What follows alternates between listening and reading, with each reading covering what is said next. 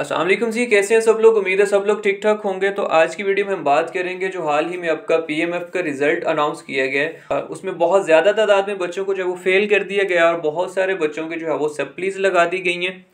तो उसमें हम देखेंगे कि उसमें असल प्रॉब्लम कहाँ पे है। आया कि बच्चों का कसूर है, आपकी पंजाब मेडिकल फैकल्टी का कसूर है, या कि एनटीएस का कसूर है। तो इसके बारे में हम बात करेंगे। जो रिज़ल्ट अनाउंस किया गया उसमें चूँकि बहुत ज़्यादा बच्चों को फेल कर दिया गया और ऐसे ऐसे बच्चों को भी फेल कर दिया गया जिन्होंने बहुत ज़्यादा मेहनत की थी और अपनी तैयारी भी अच्छी की थी, लेकिन फिर भी उनको जो है वो फेल कर दिया गया। तो बच्चे इस रिज़ल्ट को बिल्कुल भी जो है वो एक्सेप्ट नहीं कर रहे और घर वालों का प्रेशर जो है वो अलग है और बच्चों के ऊपर इस टाइम जो है वो बहुत ही कड़ा वक्त जो है वो चल रहा है। तो खैर अब इसमें देखते हैं कि असल मसला कहाँ पे है। तो बच्चों का क्वेश्चन आ रहा था इसमें कि जो पहले आपके पेपर्स होते थे और रिज़ल्ट आता था उसमें क्या सूरत हाल होती थी। तो उसमें मैं आपको बताता चलूँ कि सूरत हाल जो है वो काफ़ी मुख्तलिफ देखने को होती थी। लेकिन पहले ये था कि आपके जो पेपर्स थे वो फैकल्टी खुद लेती थी और फार्मेसी काउंसिल भी पेपर्स जो है वो खुद लेती थी और वो खुद उनको चेक करते थे और खुद ही रिजल्ट बनाते थे। उसमें कोई जो है वो और इदारा इन्वॉल्व नहीं था और तब बच्चों का रिजल्ट काफ़ी बेहतर होता था। लेकिन अब इस बात का मकसद जो है वो ये भी नहीं है कि इसमें एनटीएस का कसूर है सारे का सारा। ठीक है, इसमें कसूर अब मैं आपको बताऊंगा कि फैकल्टी की कितनी इन्वॉल्वमेंट है, एनटीएस की कितनी इन्वॉल्वमेंट है और बच्चों की कितनी इन्वॉल्वमेंट है। ठीक है, तो सबसे पहले मैं बात करूंगा फैकल्टी की। अब चूँकि फैकल्टी ने कॉलेज को रजिस्टर किया हुआ है जहाँ पे आप पढ़ रहे हैं, आपको इनरोल जो है वो फैकल्टी के थ्रू किया जा रहा है, फीसें जो है वो फैकल्टी ले रही है। तो सवाल ये बनता है कि फैकल्टी अगर ये सारा कुछ कर सकती है तो पेपर बनाने में क्या मसला है, पेपर कंडक्ट करवाने में क्या मसला है और पेपर्स को चेक करके रिजल्ट बनाने में क्या मसला है। ठीक है, तो अगर आप कॉलेज को रजिस्टर कर सकते हैं, बच्चों को एनरोल कर सकते हैं, उनके रजिस्ट्रेशंस कर सकते हैं, उनके एडमिशन जो है वो एक्सेप्ट कर सकते हैं, तो अगला मामला भी अपने हाथ में रखें ना। अगले जो मामलात हैं वो किसी और इदारे की तरफ जाने की ज़रूरत क्यों पेश आ रही है। अगर फैकल्टी ये काम नहीं कर सकती तो उसको फिर बच्चों को इनरोल ही नहीं करना चाहिए।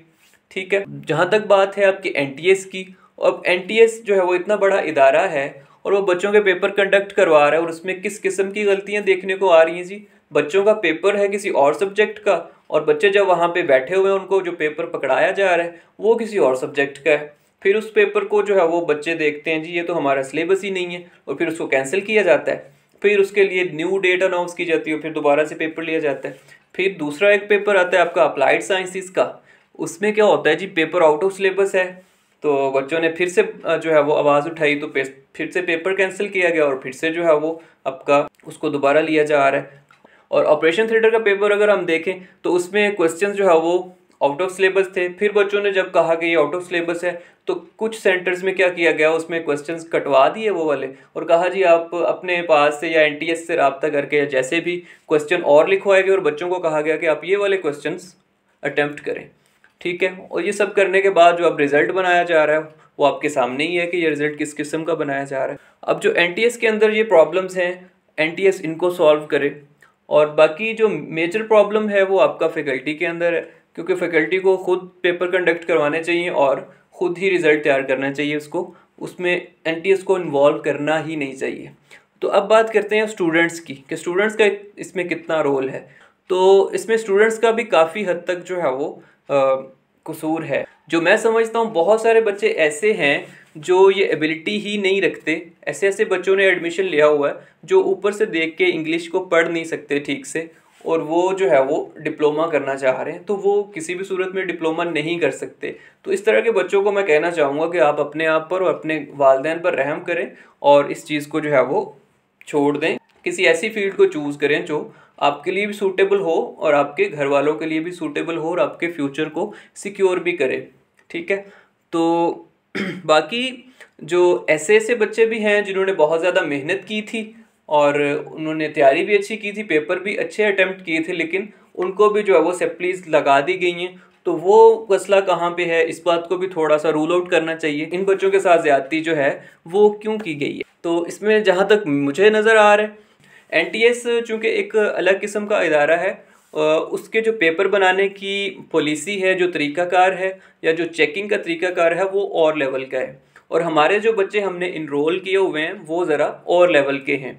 हमने 45% वाले बच्चों को जो है वो एडमिशन दिया हुआ है इस डिप्लोमा के अंदर, और जो NTS का लेवल है चेकिंग का या पेपर बनाने का वो इससे काफ़ी ऊपर का है। तो बच्चे इस चीज़ को कैसे जो है वो क्लियर कर सकते हैं, ठीक है। तो अगर फैकल्टी ने अपना जो ये काम NTS के हवाले अगर किया भी है तो उसको चाहिए कि आपका जो एक क्राइटेरिया है, आपका जो एक प्रॉपर सिलेबस है वो उसके साथ शेयर किया जाए, और उसको थोड़ा गाइडलाइंस प्रोवाइड की जाए कि आपने पेपर इस किस्म का बनाना है और चेकिंग जो है वो इस लेवल की करनी है। क्योंकि अब NTS को तो नहीं पता कि हमने जो है वो 45% वाले बच्चे इसमें रखे हुए हैं, मेडिकल के डिप्लोमाज हैं, बच्चों ने आगे जाके मेडिकल फील्ड में काम करना है और हमने इस लेवल के बच्चे इनरोल किए हुए हैं। तो उसमें अब NTS को नहीं पता इस चीज़ का, तो उसको गाइडलाइंस प्रॉपर दी जाए, उसको सिलेबस दिया जाए और उसके अकॉर्डिंग जो है वो NTS अगर काम कर भी रहा है तो करे। बच्चों के साथ जो ज्यादती हो रही है कम अज़ कम वो तो ना हो, बच्चों का जो फ्यूचर तबाह हो रहा है कम अज़ कम वो तो नहीं होना चाहिए ना। तो इसमें अब दोनों की इन्वॉल्वमेंट है, NTS की भी और फैकल्टी की भी, और जो बच्चों का रोल है उसमें वो भी मैंने आपको बता दिया। तो ये तो डिफरेंट पॉइंट्स थे जो मेरे जहन में थे और बच्चे पूछ रहे थे कि इसकी क्या वजह हो सकती है, तो वो मैंने आप लोग के साथ शेयर किया। तो अब रही बात इस रिज़ल्ट को एक्सेप्ट करने की या रिजेक्ट करने की, तो रिज़ल्ट जो है वो तो बिल्कुल भी एक्सेप्टेबल नहीं है, क्योंकि जिन बच्चों के साथ ज़्यादती हुई है उनका तो इसमें कोई कसूर नहीं है ना, जो नहीं पढ़ते थे वो तो एक अलग मामला है।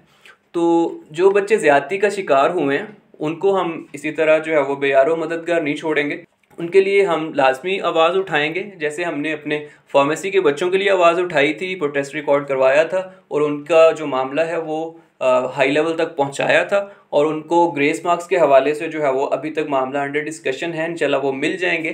तो इन बच्चों को भी हम इंशाल्लाह लाजमी ग्रेस मार्क्स के हवाले से रिलीफ दिलवाएंगे, जिस तरह से भी हो सका हम कोशिश करेंगे। तो अगला लाएमल जो है वो अगली वीडियो में आप लोग के साथ शेयर करेंगे कि इसके बारे में अब क्या एक्शन लेना है और किस तरह से बच्चों को जो है वो रिलीफ दिलवाना है। खैर मिलते हैं नेक्स्ट वीडियो में, अभी तक के लिए यही था।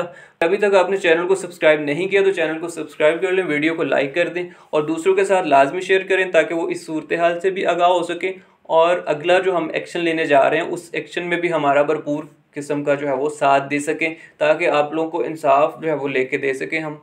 तो आप लोगों के साथ ही जो है वो हमारी स्ट्रेंथ है, अगर आप हमारे साथ नहीं आएंगे तो हम कुछ नहीं कर सकते। ओके जी, अभी तक के लिए यही था। फ़ी अमान अल्लाह।